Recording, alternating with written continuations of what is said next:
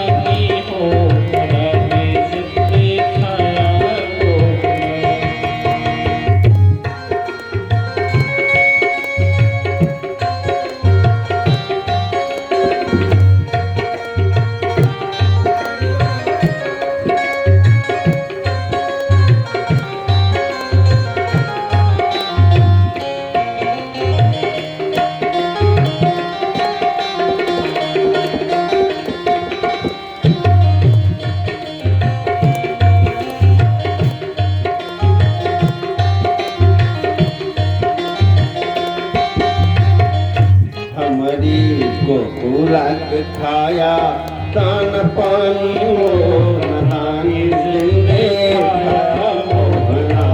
हमने जो बुला के खाया दान पानी हो, नहानी जिंदे खाया मोहना।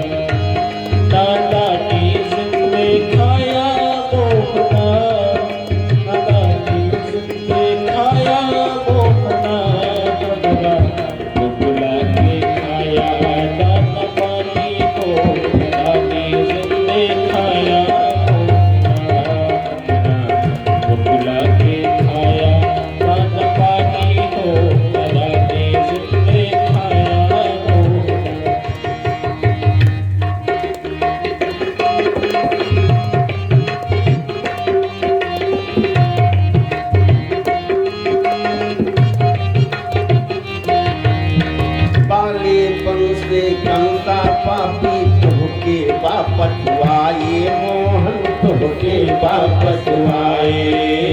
बाली पंस कंसा पापी तोते बहुत पछुआए, तोते बाप पछुआए।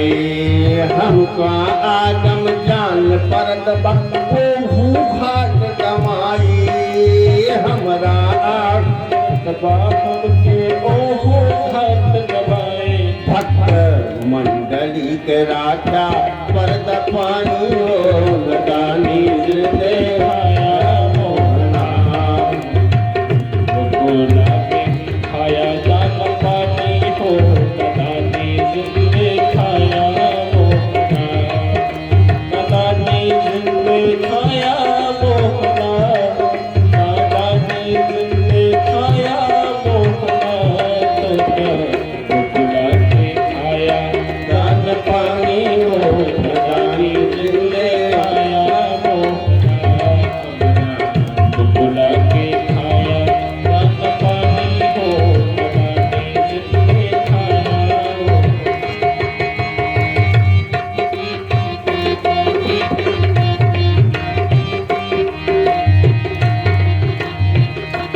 ललिता और विशाखा देखा खड़िया भई मन मारे, खड़िया भई मन मारे। ललिता और विशाखा देखा खड़िया भई मन मारे। हमरो ब्रजमा कोई न मोहन हम है तोरे सहारे, हमरो ब्रजमा कोई न मोहन हम है तोरे सहारे। तोरे न कभी है जिंदगानी हो नदानी जिंदे आया मोहना, जिंदगानी हो नदानी जिंदे खाया मोहना, दिखाया मोहना हो दिखाया मोहना। गोकुला के खाया जान पानी हो नदानी जिंदे खाया मोहना, गोकुला के खाया जान पानी हो नदानी जिंदे खाया मोहना, नदानी जिंदे खाया मोहना, नदानी जिंदे खाया मोहना। गोपिकाओं ने कहा कि ऐसा है कि हमारे गोकुल का आप अन्न ग्रहण किए हैं, जल किए हैं, और यहां जब तक रहे हैं, जब भी कोई राक्षस आया ना, मार ही आपने दिया। तो ये जो मंडली है हमारी भक्त मंडली ने, इसका जो है हिसाब किताब ठीक ठाक से रखना। कंस जो है बचपन से ही तुमको परेशान कर रहा है। कहा ठीक है, जाने दो, मैं परसों को अवश्य आ जाऊंगा। इस तरह से कह करके अब गोपिकाएं अलग हो गई। अब गोपिकाएं जब बगल हो गई, अब तो अक्रूर चाचा जी ने रथ को हवा में उड़ा दिया। टक टक करते हुए रथ हवा में चलने लगा। इतने में सुंदर जमुना जी का निर्मल जल प्रवाह दिखाई दिया। अक्रूर जी ने तुरंत कृष्ण भगवान से कहा कि थोड़ा अगर आपकी इच्छा हो तो ये इतना शीतल जल, निर्मल जल दिखाई पड़ रहा है ना, स्नान करने की इच्छा है। कहा बिल्कुल कर लीजिए स्नान चाचा जी, इसमें क्या समस्या है, स्नान करिए आप। कहा ठीक है। अब क्या था,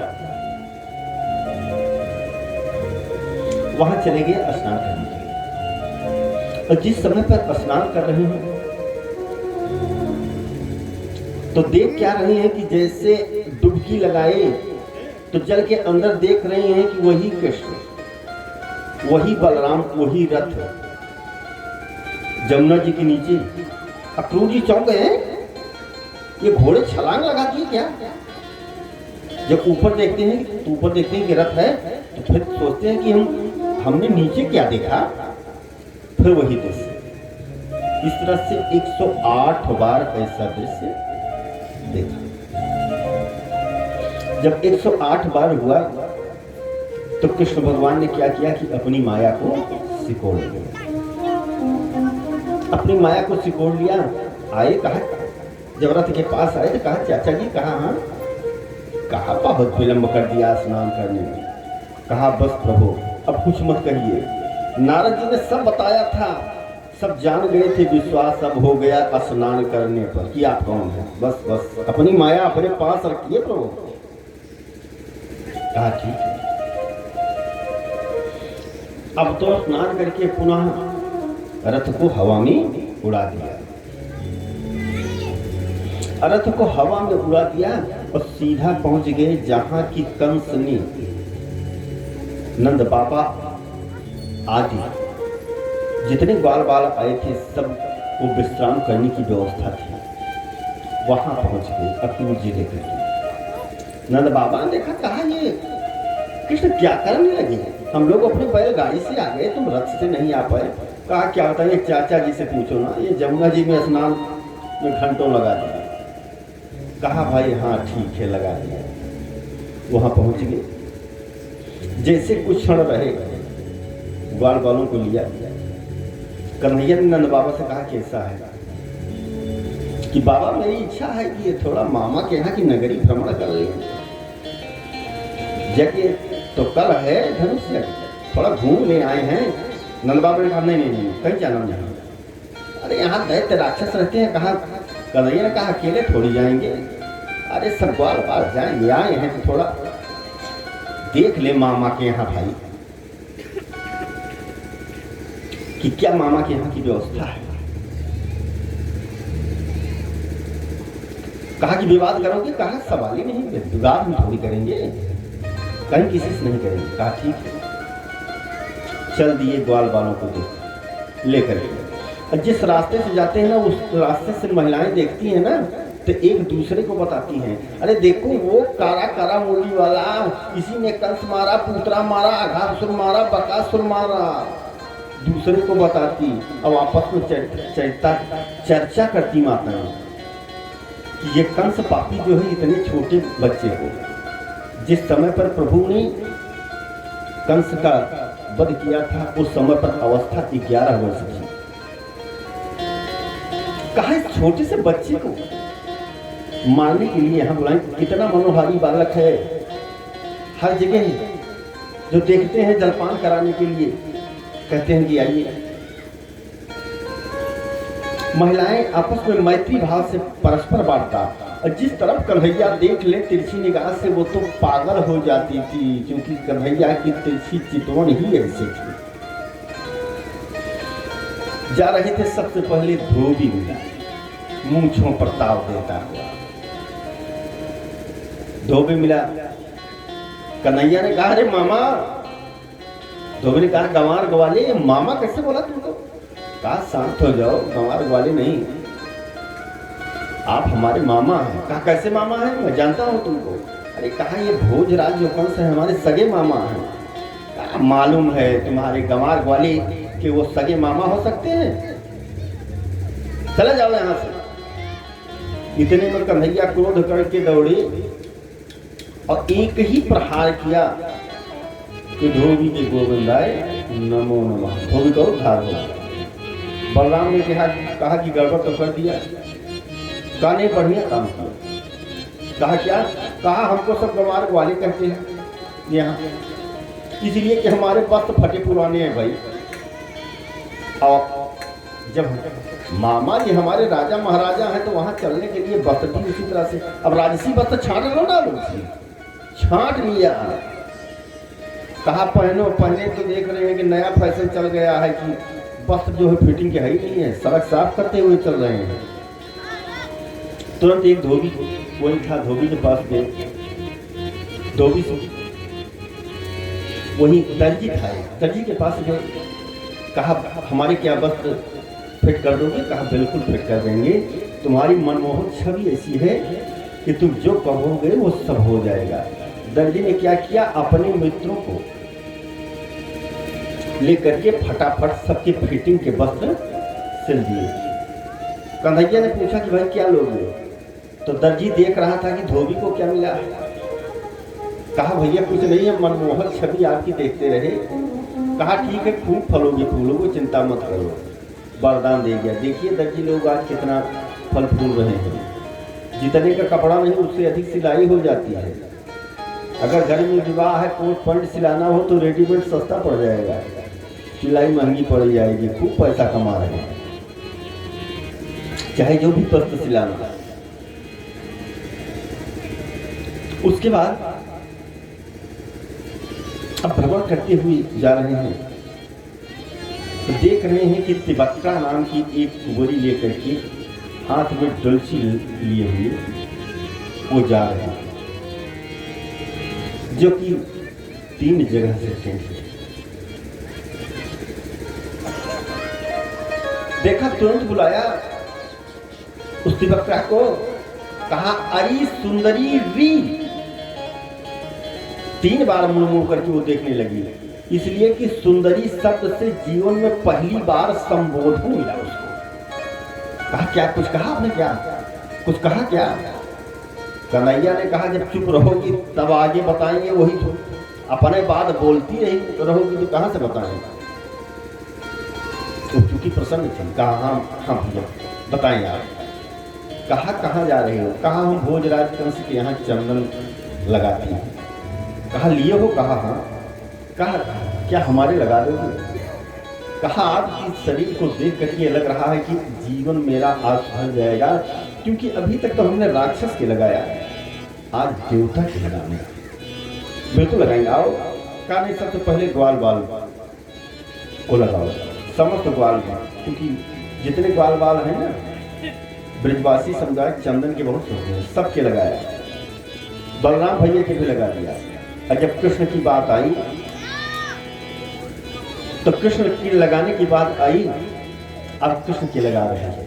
तो कह रही है कि भैया हम तो टेढ़ी हैं, कुंवरी लेकर के चलती हैं, थोड़ा झुक जाओ। कहा ये काम तो नहीं हो सकता, झुकने वाला काम नहीं है मामा के यहाँ, हम टाइटे रहेंगे। कहा जब झुकेंगे नहीं आप तो हम कैसे लगाएंगे? कहा रुको मैं बता रहा। एक पांव उसके पांव पर रखा कन्हैया ने और एक दाढ़ी पर। बलराम ने कहा कि अरे कन्हैया ये अपन वृंदावन ना है कि जहां इच्छा हो रास रचाओ। अब ब्रजवासी मुंह पीछे करके हंसने लगे, अरे कन्हैया तुम्हारी जोड़ी बन गई, तू भी त्रिभंगा ये भी त्रिभंगा। और इतने में हाथ लगा दिया ऐसे कि वो परम सुंदरी हो, तिबक्का परम सुंदरी हो गई, नाचने लगी, गाने लगी, हर्ष मनाने लगी। कहा कि प्रभु हमारे यहाँ चलिए। कहा अवश्य आएंगे, लेकिन पहले मामा से मिलेंगे। तो आज वह परम सुंदरी हो गई कुबिया। अब कहा कि ऐसा है कि ऐसे हमारे सर पर हाथ रखो कि मेरा जीवन सुधर जाए। हम आप भी चाहेंगे कि प्रभु हमारे आपके ऊपर ऐसे सर पर हाथ रखें कि कहीं कोई बाधा ना आवे। आइए प्रभु से भाव से असमों से अपने लिए आशीर्वाद प्राप्त करें कि मेरे सिर पे रख बनवारी ये अपने दोनों हाथ, देना है तो दीजिए जन्म जन्म का साथ, देना है तो दीजिए जन्म जन्म का साथ। जय काली बना रहिए तुम्हारे फिर सिर पे रख गिरधारी अपने ये दोनों हाथ, देना हो तो दीजिए जन्म जन्म का साथ, देना हो तो दीजिए जन्म जन्म का साथ।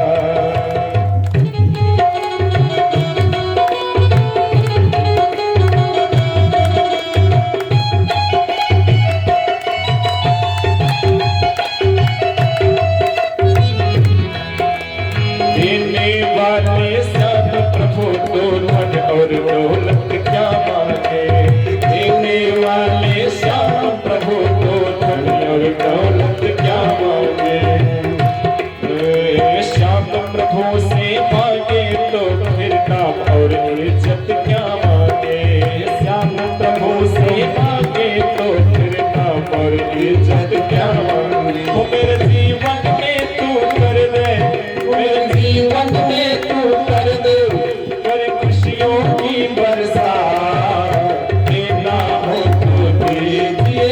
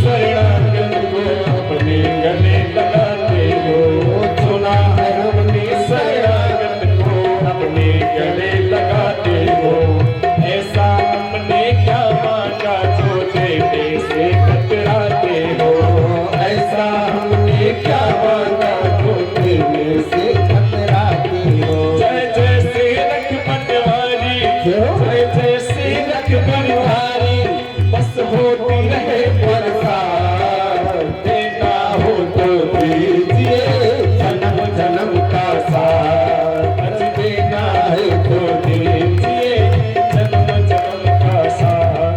ओ मेरे सिर पे रख बनवारे, मेरे सिर पे रख बनवारी, अपनी ये दोनों हाथ, देना हो तो दीजिए जन्म जन्म का साथ, आज देना हो तो दीजिए जन्म जन्म का साथ, आज देना हो तो दीजिए जन्म जन्म का साथ, देना हो तो दीजिए जन्म जन्म का साथ। प्रभु से यही मांगना है कि जन्म जन्म का साथ। तो जन्म जन्म का साथ तो वही है, लेकिन साथ कैसा? ये 84 लाख योनियां हैं तो सबके मालिक परमात्मा ही है, साथ है। तो 84 में नहीं कि उसी में भटकते रहें, हमको कष्ट होता रहे, हम प्रताड़ना सहते रहें, ये नहीं। ऐसे सत्संग करते रहें, कराते रहें, ये साथ दीजिए प्रभु। नहीं तो पता लगा कि 84 के चक्कर में ऐसे जीव जंतु हो जाएंगे, यहाँ आने पर लोग देखें तो ये हो मार करके फिर भगा दो। तो प्रभु से यही कामना है कि ऐसे सत्संग करते रहें, कराते रहें, सत्संग में आते रहें, ऐसा साथ दीजिए। क्योंकि सबसे बड़ी भक्ति है सत्संग, श्रवणम। जैसा कि हमने पहले बताया कि सबसे पहली भक्ति भागवत में लिखा गया है श्रवणम। जितना श्रवण करोगे ना वो सबसे पहली भक्ति है। और दूसरी है कीर्तन। और तुलसी बाबा ने भी प्रथम भगत संतन कर संगा, कि पहली भक्ति संतों का संग। तो संतों के संग में रहोगे तो राजनीति थोड़ी होगी, यही कथन वार्ता होगा। आज वक्ता कह रही है कि मेरे सर पर बनवारी, संस्कृत में। हम आप लोग भी यही कृष्ण की कथा श्रवण कर रहे हैं, यही मांग रहे हैं कि प्रभु मेरे सिर पर रखो हाथ, कि ऐसे सत्संग करते रहे, कराते रहे, जाते रहे। प्रभु कृपा की बरसात, अगर आपकी कृपा होगी तो मानो क्या मोक्ष योन मिल जाएगी, इस जीवन से छुटकारा मिल जाएगा। अब क्या था? इसके बाद त्रिवक्ता को वादा दिया कि तुम्हारी मनोकामना अवश्य होगी। लेकिन मामा से मिलने के बाद चले गए। आगे जा रहे थे श्री रामा माली के यहाँ, क्योंकि माला के बहुत शौकीन होते हैं ब्रजवासी, उनके यहाँ माला लेने के बाद